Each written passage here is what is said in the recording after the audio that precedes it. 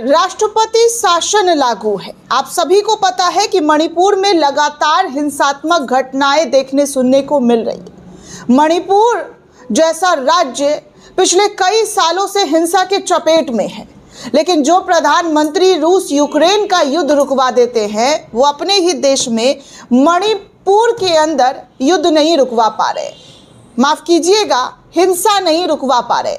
मैतई और कुकी समाज के बीच जो हिंसा, जो युद्ध आखिर ऐसा क्या हो गया कि भाजपा के अंदर दनादन इस्तीफे होते हुए नजर आ रहे हैं। एक के बाद एक नेता अपने पद से इस्तीफा दे रहा है और भाजपा से इस्तीफा देता हुआ नजर आ रहा है। एक और बड़ी खबर है कि आखिर ऐसा क्या हुआ कि वहां पर सरकार गिर गई और राष्ट्रपति शासन लगाना पड़ा।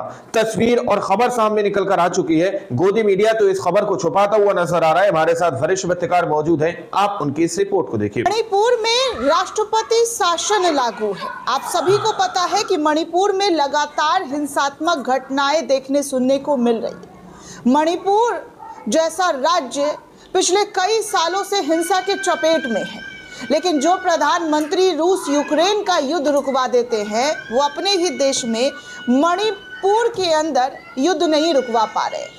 माफ कीजिएगा, हिंसा नहीं रुकवा पा रहे।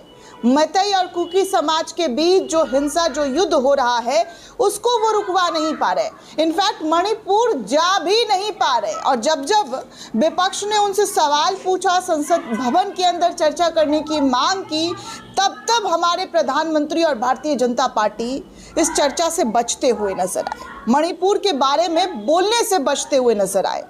हाल ये है कि पहले यहाँ पर वहाँ के लोकल पार्टी और भारतीय जनता पार्टी मिलकर सरकार चला रही थी, लेकिन हिंसात्मक घटनाएं इस कदर बढ़ गई दोस्तों कि आए दिन वहाँ पर खून खराबा, फसाद की तस्वीरें देखने सुनने को मिल रही। आज एक बार फिर से एक ऐसी खबर निकलकर मणिपुर से सामने आई है जहाँ पर गृह मंत्री पूरी तरीके से नाकामयाब है। बार बार आपको तस्वीरें दिखा रही हूं और बता रही हूं कि देश को सुरक्षा देने में हमारे देश के गृह मंत्री पूरी तरीके से नाकामयाब है। जिस जगह पर राष्ट्रपति शासन लागू है, उस जगह पर फिर से हिंसात्मक घटनाएं हुई है दोस्तों, ब्लास्ट हुआ है।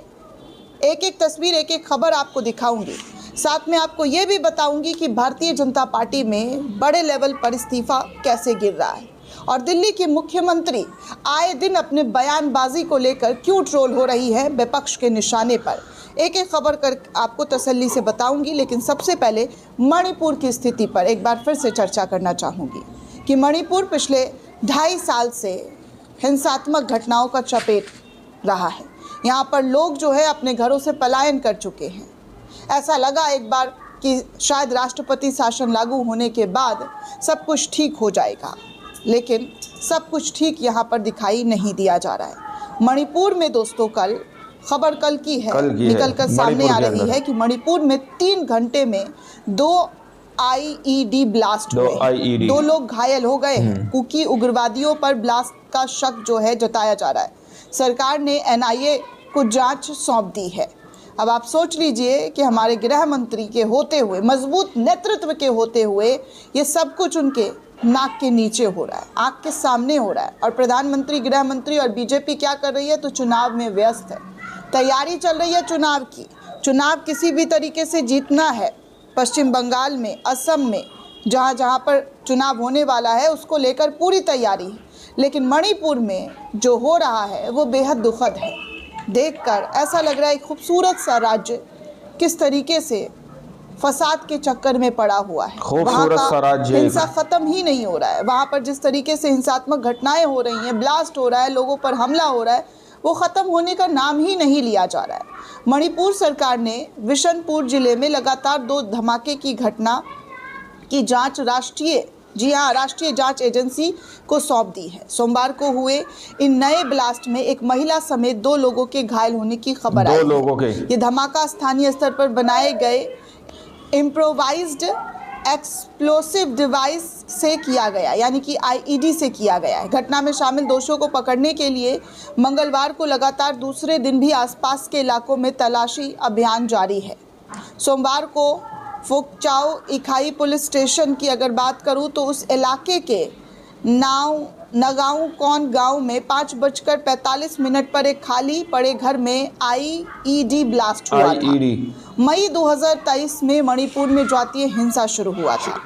हिंसा शुरू होने के बाद से इस घर का परिवार फिलहाल कैबुल लामजाऊ के एक रिलीफ कैंप में रह रहा है। अपना घर छोड़कर रिलीफ कैंप में रह रहा है। पहला धमाका होने के बाद जब गांव वाले मौके पर जमा हुए तो करीब 200 मीटर तक 8:45 पर दूसरा ब्लास्ट हुआ।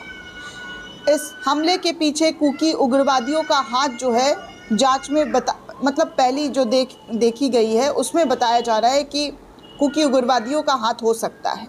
ब्लास्ट में घायल हुए लोगों की पहचान सोइबम सनातोबा सिंह के तौर पर हुई है, जो कि 52 साल के हैं, और नाथोबाम इंदुबाल देवी जो कि 37 साल के रूप में पहचान हुई है। घायलों को सरकारी अस्पताल में जो है भर्ती कराया गया है, क्योंकि ब्लास्ट इतना तेज़ था कि यहाँ पर जो लोग थे वो जख्मी बहुत ज़्यादा हो गए। धमाके के बाद जब सुरक्षा बल मौके पर पहुंची तो स्थानीय लोगों ने उन पर सुरक्षा में चूक का आरोप तक लगाया है।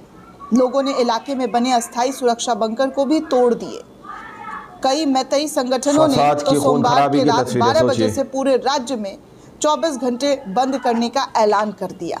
मणिपुर में 3 मई 2023 के बाद से जारी हिंसा में अब तक 260 से अधिक लोगों के मारे जाने की खबर आ चुकी है और 60,000 से ज़्यादा लोग विस्थापित हो गए। जैसा कि मैंने आपको कहा कि लोग पलायन कर रहे हैं। जिस तरीके की घटनाएं हो रही हैं उससे लोग आहत होकर अपने घर को छोड़कर वहां से निकल गए हैं। बहुसंख्यक मैतेई और कुकी समुदाय के बीच कई बार फायरिंग की घटनाएं हो चुकी है, लेकिन आईईडी ब्लास्ट की संभवतः ये पहली घटना देखने सुनने को मिल रही है। उधर घटना के विरोध में indigenous people organisation of all Manipur student union सड़कों पर उतर आए हैं, विरोध कर रहे हैं और शांति बहाली करने का सरकार से अपील कर रहे हैं।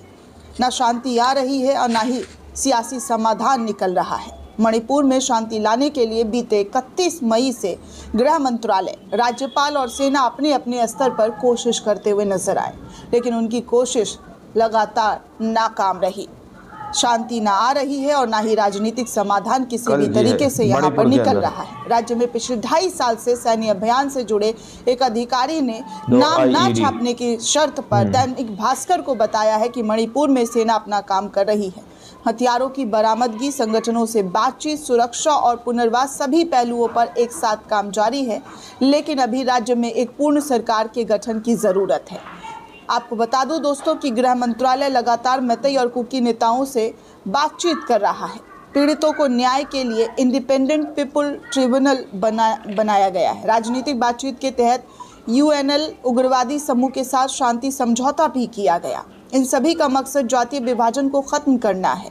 इसी बीच मणिपुर में गवर्नर अजय कुमार भल्ला ने हाल ही में अपने कुछ वरिष्ठ अधिकारियों के साथ नई दिल्ली आकर केंद्रीय नेताओं से मुलाकात की। राज्य में एक बार फिर से लोकप्रिय सरकार के गठन को लेकर अटकलें तेज हुई, लेकिन आपको बता दूं दोस्तों कि यहाँ पर स्थिति बिल्कुल भी सही नहीं है, ठीक नहीं है, क्योंकि जिस तरीके की यहाँ से खबर निकलकर सामने आ रही है उससे लग रहा है कि यहाँ के लोगों में गुस्सा है, आक्रोश है, और इस कदर आक्रोश है कि लोग अब सरकार से सड़कों पर उतरकर प्रदर्शन करते हुए मांग कर रहे हैं।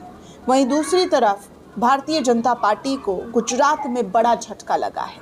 जी हाँ, बिल्कुल सही सुन रहे हैं, मोदी और शाह के गृह राज्य में बड़ा झटका लगा है भाजपा को। बीटीपी नेता और पूर्व विधायक महेश बसावा भाजपा से इस्तीफा देने के बाद कांग्रेस में शामिल हो गए हैं। हालांकि बीजेपी से उन्होंने काफी समय पहले इस्तीफा दे दिया था। महेश बसावा गुजरात के आदिवासी नेता छोटू बसावा के बेटे हैं, जिन्होंने 2024 लोकसभा चुनाव से पहले बीजेपी का दामन थाम लिया था, लेकिन अब उस दामन को छोड़ दिया है, जो कि बीजेपी के लिए बड़ी टेंशन वाली बात है। आदिवासी जो है महेश बसावा जो है आदिवासियों के एक बड़े नेता, जाने माने नेता माने जाते हैं। बीजेपी से इस्तीफा देने के बाद उन्होंने जो है आपको बता दूं कि कांग्रेस को ज्वाइन कर लिया। इनके पिता छोटू बसावा छगड़िया का 7 बार प्रतिनिधित्व कर चुके हैं, लेकिन 2022 में चुनाव वो हार गए थे, लेकिन अब कांग्रेस के साथ पहुंच गए हैं, कांग्रेस का दामन थाम लिया है और कहीं नहीं जाने की बात कर रहे हैं। वहीं दूसरी तरफ आपको एक और जानकारी दे दूं, हमारी दिल्ली की मुख्यमंत्री, जी हाँ, दिल्ली की मुख्यमंत्री जो है रेखा गुप्ता जी बार बार अपने दिए गए बयानों पर ट्रोल का शिकार हो रही है। लोग उन्हें ट्रोल कर रहे हैं और बोल रहे हैं कि भैया आप बोल क्या रही हैं, जिस तरीके से आप बात कर रही हैं उसका ना तो सर है ना तो पैर है। दरअसल रेखा गुप्ता जो दिल्ली की मुख्यमंत्री हैं, उनका एक वीडियो सुप्रिया सुने जो कांग्रेस की प्रवक्ता हैं उनके जरिए शेयर किया गया। लिखा गया कि सुभाष चंद्र पैलेस के बाद अब दिल्ली सीएम रेखा गुप्ता शहीद आजम भगत सिंह से दिल्ली में कांग्रेस सरकार के खिलाफ बम फेंकवा रही है। वो ब्रिटिश हुकूमत के खिलाफ लड़ते हुए 1931 में मात्र 23 साल की उम्र में फांसी के फंदे को चूमकर शहीद हो गए थे। बीजेपी में एक से बढ़कर एक नमूना है। इस तरीके की भाषा का इस्तेमाल सुप्रिया सुनेत के जरिए की गई है। ये हाल है दोस्तों दिल्ली की मुख्यमंत्री का। पहले AQI नहीं बोल पा रही थी और अब शहीद आजम भगत सिंह को लेकर गलत खबर बता रही हैं कि कांग्रेस के खिलाफ बम फेंका करते थे। ये सब हमारे देश के लीडर हैं। दोस्तों इस पूरे रिपोर्ट को लेकर आप क्या सोचते हैं, आपकी क्या प्रतिक्रिया है, हमें कमेंट करके ज़रूर बताइएगा। साथ ही साथ चैनल को ज़्यादा से ज़्यादा लाइक, शेयर और सब्सक्राइब करना बिल्कुल भी ना भूलें। शुक्रिया दोस्तों, जय हिंद। दोस्तों आप लोगों ने इस वीडियो को शुरू से आखिर तक देखा। वीडियो के अंदर साफ तौर पर बात की गई है कि किस तरीके से मणिपुर के अंदर जो हिंसा चल रही है, जो अभी तक वहां की हिंसा थमने का नाम नहीं ले रही है। आप लोगों को पता है हमारे देश के अंदर किस तरीके से दावे किए जाते हैं कि हमने अपने देश में बैठकर एक फोन पर युद्ध रुकवा दिया था। दोस्तों रशिया और यूक्रेन का जो युद्ध रुकवाने का दावा करते हैं, आखिर वो मणिपुर के अंदर जो हिंसा छिड़ी हुई है उस हिंसा को क्यों खत्म नहीं करवा रहे? क्या उसको भी एक राजनीतिक मुद्दा बनाकर रखा हुआ है? अब देखिए वहां पर सरकार तो गिर चुकी है, वहां पर राष्ट्रपति शासन लगा हुआ है और वीडियो के अंदर सीधे तौर पर बताया गया है कि किस तरीके से वहां पर इस्तीफों पर इस्तीफे होते हुए नजर आ रहे हैं। हालांकि भाजपा के शासनकाल के अंदर किस तरीके की तस्वीर अलग अलग राज्यों के अंदर से सामने निकल के आ रही है, वो तस्वीरें आपके सामने मुसलसल रखी जा रही है और आप लोग उन तस्वीरों से हमें पता है बाखबर है। आप लोग सोशल मीडिया के जरिए से हर राज्य की खबर देख पा रहे हैं। अब देख लीजिए किस तरीके से तस्वीरें फिर से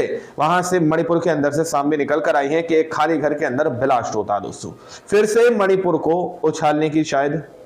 बाकी आप लोग इस रिपोर्ट के बारे में क्या सोचते हैं, क्या समझते हैं, अपनी राय कमेंट सेक्शन में जरूर दीजिएगा। अगली वीडियो में जब तक के लिए जय हिंद, जय भारत।